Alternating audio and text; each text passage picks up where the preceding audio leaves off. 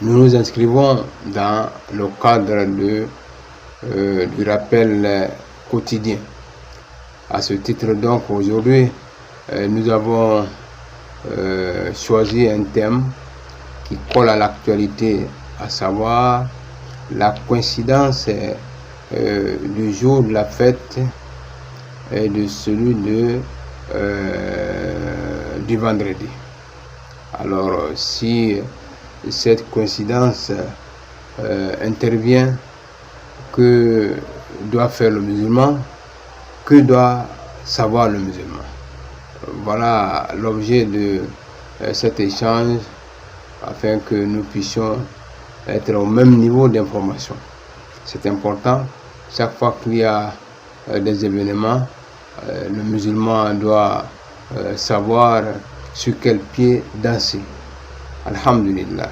Si le vendredi, la prière du vendredi et celle de la fête coïncident, les musulmans ont réfléchi sur la question, et cette question a fait l'objet de beaucoup d'analyses, de beaucoup de commentaires, de beaucoup de recherches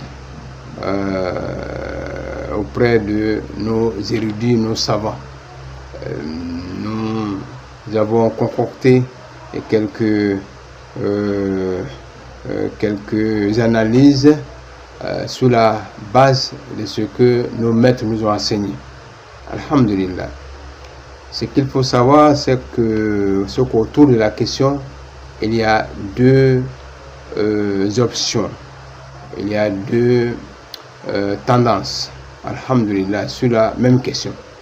Ce qu'il faut retenir en islam, c'est que le prophète a parlé, et ceux qui sont venus après lui analysent ses dits et ses faits en fonction de leurs convictions et en s'appuyant sur des preuves. Alhamdulillah. Donc, je disais tantôt qu'il y a deux tendances ou deux explications autour de cette question.